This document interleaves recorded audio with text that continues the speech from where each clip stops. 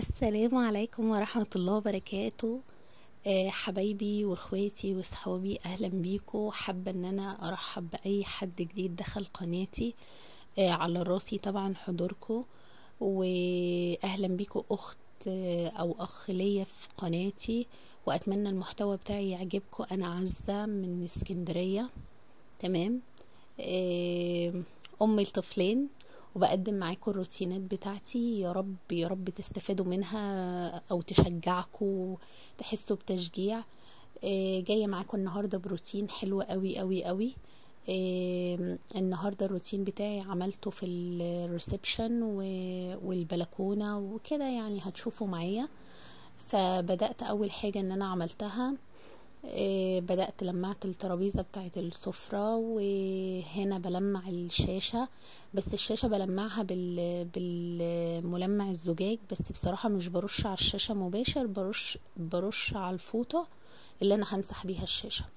تاني حاجة، انا عاملة فكرة الجرين وول عندي في الريسبشن اللي انتوا شايفينها دي، فبحاول ان انا برضو ايدي فيها دايما عشان ما تتكونش عليها تراب او حاجة وتغير معايا الشكل او كده.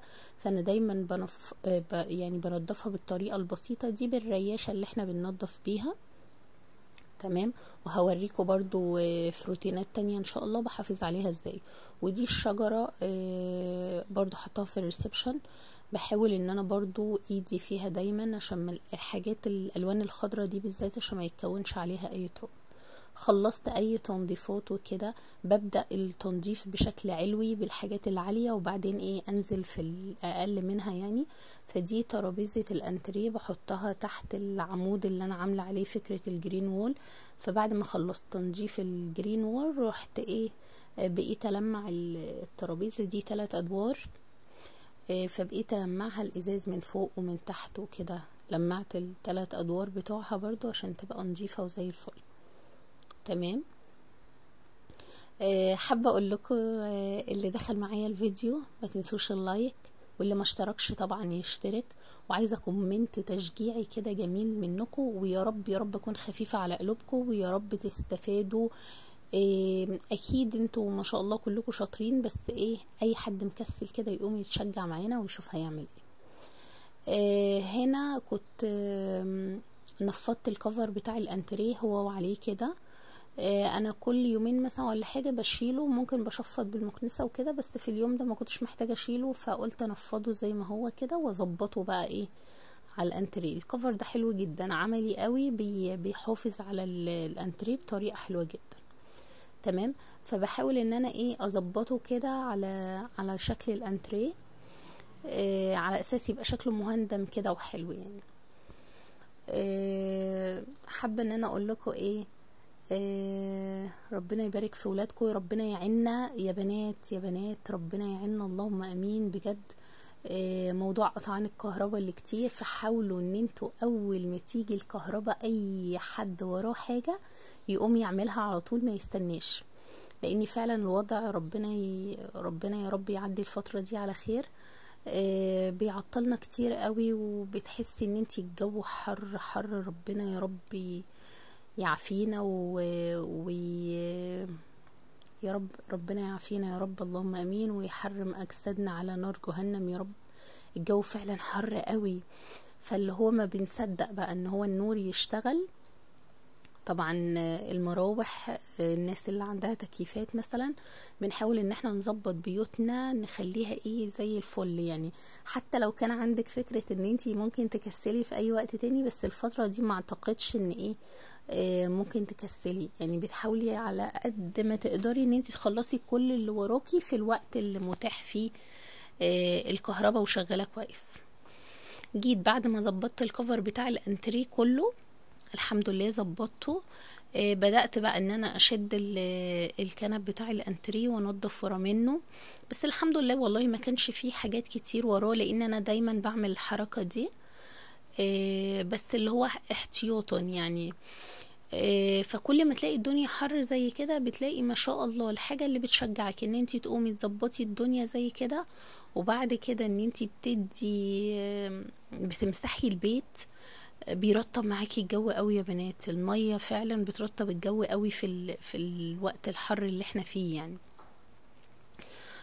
خلصت شد الكنبة الصغيرة. بصوا بقى، يعني ده العادي طبعا، كل ما اجي انضف في اي مكان لازم الاقي كورة، الاقي مكعبات، الاقي بازل، الاقي، يعني ربنا يبارك في عمر اولادنا بجد، مظبطنا من ناحية الموضوع ده قوي.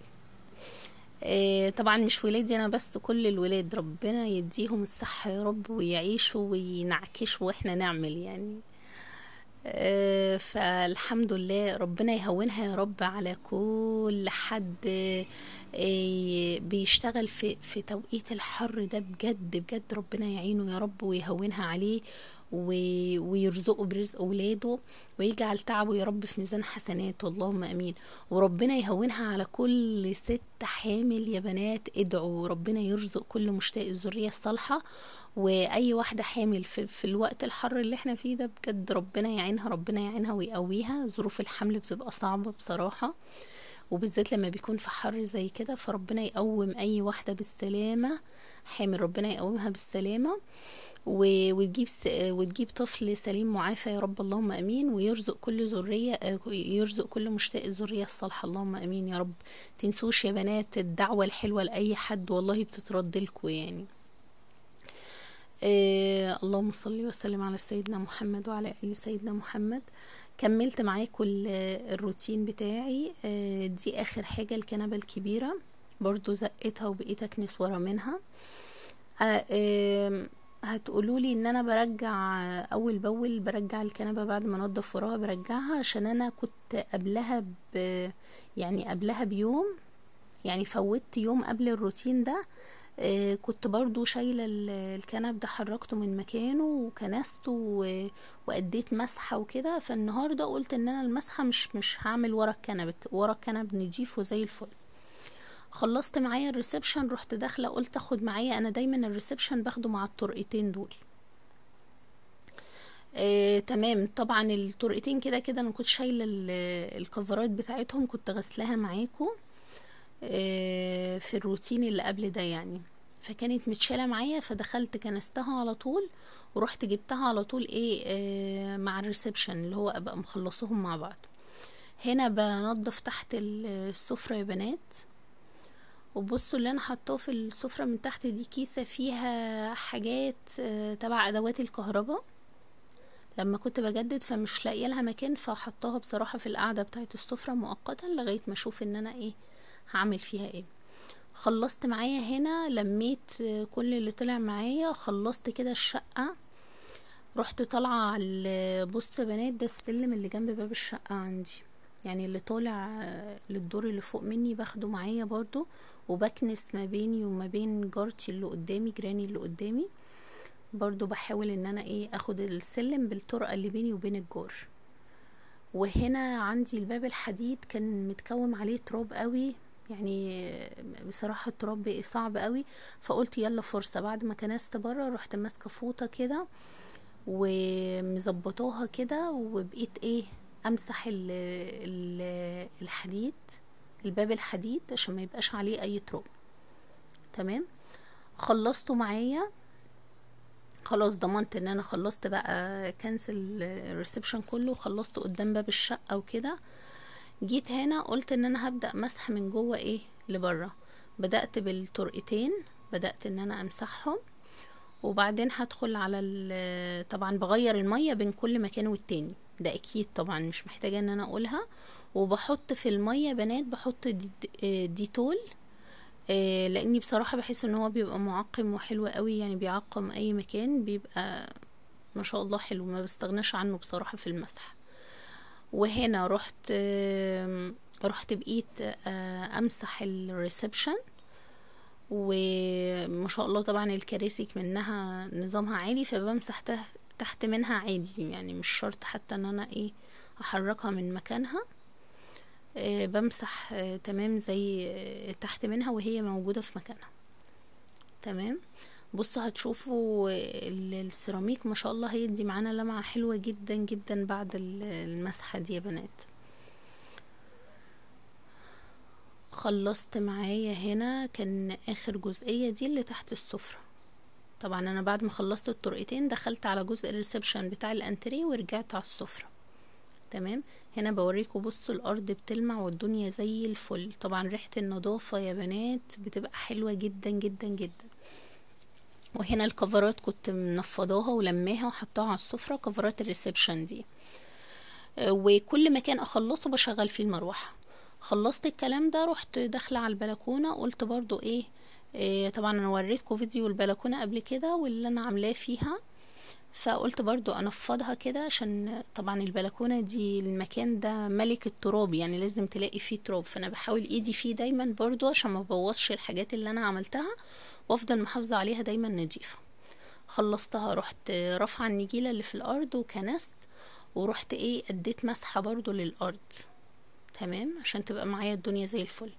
اي مكان بخلصه يا بنات بشغل فيه المروحه عشان تنشف على طول، عشان افرش على طول، ما اضيعش وقت كتير.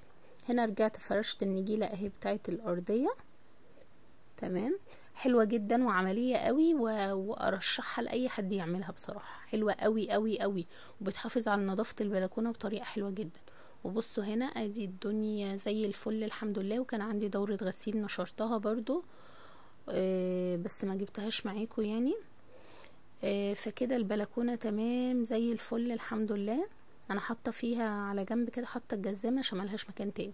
وطبعا قبل ما انشر دورة الغسيل كنت لما غسيل برضو من على البلكونه، ورحت برضو مديه مسحه قدام باب الشقه والسلم اللي جنب الشقه على طول، وشغلت المروحه عشان طبعا يا بنات اي حد من جيراني يطلع او حاجه ما تكونش الارض كلها ميه ويرجع يبهدل لي اللي انا عملته وكاني ما عملتش حاجه، فشغلت المروحه نشفت الارض على طول.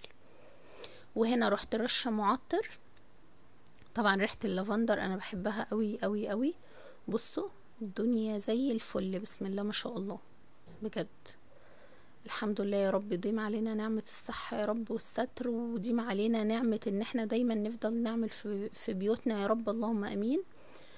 ويا رب يكون روتيني عجبكم. جوزي اتصل بيا قال لي ما تعمليش اكل النهارده، انا جايب اكل، جاب لنا كفتة ورز والسلطات، طبعا سلطة طحينة وتومية وقلنا الحمد لله كده ناكل. حتى اكلنا في اوضه الولاد كده، حطينا على الارض يعني واكلنا، فرشت ملايه كده واكلنا والحمد لله. ويا رب يكون روتيني عجبكم، واقابلكم في فيديو جديد على خير ان شاء الله. مع السلامه حبايبي الغاليين.